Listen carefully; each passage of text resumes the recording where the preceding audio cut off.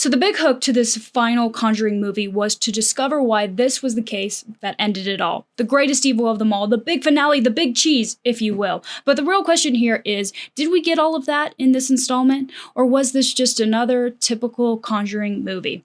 Let's talk about The Conjuring Last Rites. Ed, there's an evil here.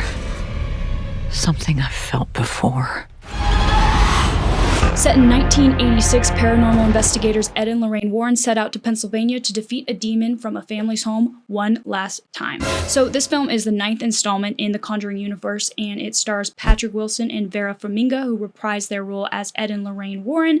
This movie is directed by Michael Chaves, who also directed a few other movies in this universe, including The Conjuring, The Devil Made Me Do It, and The Nun 2. And this movie is written by Ian Goldberg, who wrote The Autopsy of Jane Doe from 2016, which is a movie that I really do particularly like. So my expectations for this new movie weren't high, I would say, but I was still excited to see it. I'm not crazy about the Conjuring universe, but I like them just fine, you know? My whole attitude towards this series is really like, The Conjuring. Cool. I know I'll probably, at the very least, be entertained. And you know what? I think my expectations for this one were met, which really isn't a bad thing. So let's dive in and talk about some of the things I liked about The Conjuring Last Rites. So probably my biggest positive here is the storytelling in this movie, although I do think that the narrative structure is very similar to those of the previous Conjuring movies. I do like how the opening scene introduces us to a young Ed and Lorraine Warren. We see their first encounter with evil and how it affected them in their life and with Judy, and then we flash forward and get to know Judy a little bit more as an adult, and how, just like her mother Lorraine, she can kind of feel and sense the evil spirits as well. And then concurrently, there's this story of a family in Pennsylvania who is dealing with a demon at large. And okay, I just have to full stop right here for a moment. If you've seen the movie, I'm curious if anybody else was a little bit confused by the two events going on at the same time.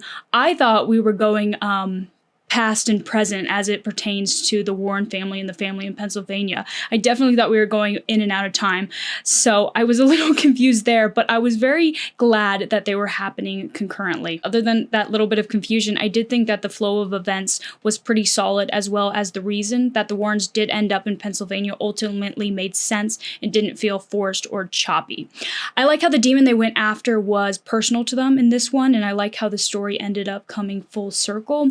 I felt like this story had a very clear beginning, middle, and end, and I thought that it flowed relatively naturally and ultimately tied the beginning of the Warrens' career to the end of it, which is a big positive for a final installment in a big series like this, in my opinion. As always, another positive is Vera Farmiga and Patrick Wilson. I think that they deliver compelling performances that do leave an emotional impact. After all, this case is more personal to them, and there are a few parts where I think specifically Vera Farmiga really does shine.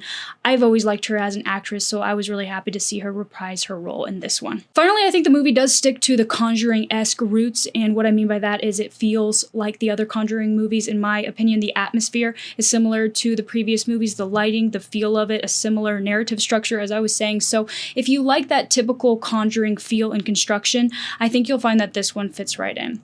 But let's switch gears a little and talk about some of my critiques that I have with this movie, starting with the scares and the horror elements. I thought the scares were not only basic, but they really gave us absolutely nothing new. The whole somebody running at us on all fours, predictable and overdone. The whole creepy mama doll walking around throughout the house by itself. I'm leaving that house immediately.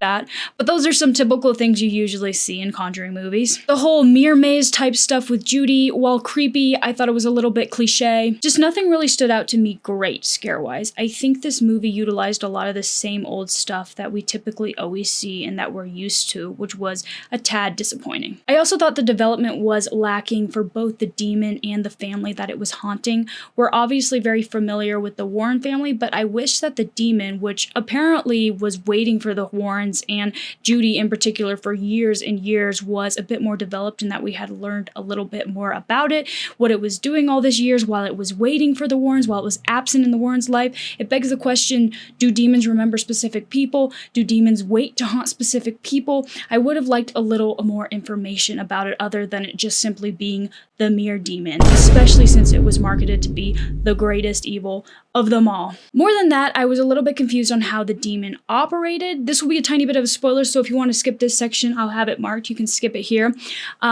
If not, let's get into it. So the demon ends up possessing Judy in the Pennsylvania house, and it wasn't really clear to me how it got to her in the first place. At least it didn't show it, and I kind of wish it did. Second of all, it possesses Judy to hang herself, but the rope in which she tries to do so gets cut. When that happens, she all of a sudden becomes unpossessed. That didn't really make sense to me. Maybe it was because she maybe died for a brief second, so the demon really couldn't attach to her soul or something, so it was gone. But it was just like when she woke up, all of a sudden she wasn't possessed. I thought that was a little bit of a gap there. Also, I didn't quite understand how the demon was stopped. We have Ed reciting some scripture for a bit, but the book ends up just bursting in flames, so they end up stopping the demon by basically all three of them just putting a hand on the mirror. Okay, first of all, I didn't realize that the Warren family high five would make all the difference, but I'll be damned. I don't know.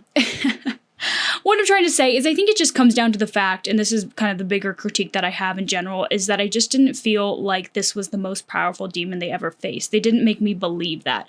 More personal? Yes. More powerful?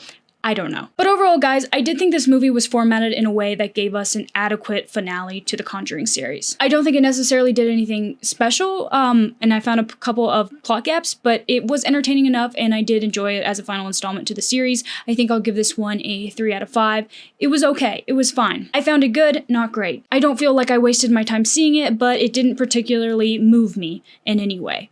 But let's see what the general consensus is for this one. Okay, very polarizing it seems, and usually when you have a new movie in a series as popular as this one, you will get polarizing views because people want specifically what they want. Lots of 5s, lots of 1s. 3.2 is the average. I gave it a 3. I think that's about right. 3,063 ratings, 56% Rotten Tomatoes. Yeah, I think it just comes down to they didn't really do anything new. If you like Conjuring and you like the feel of the Conjuring, you'll like this because it kind of mimics that.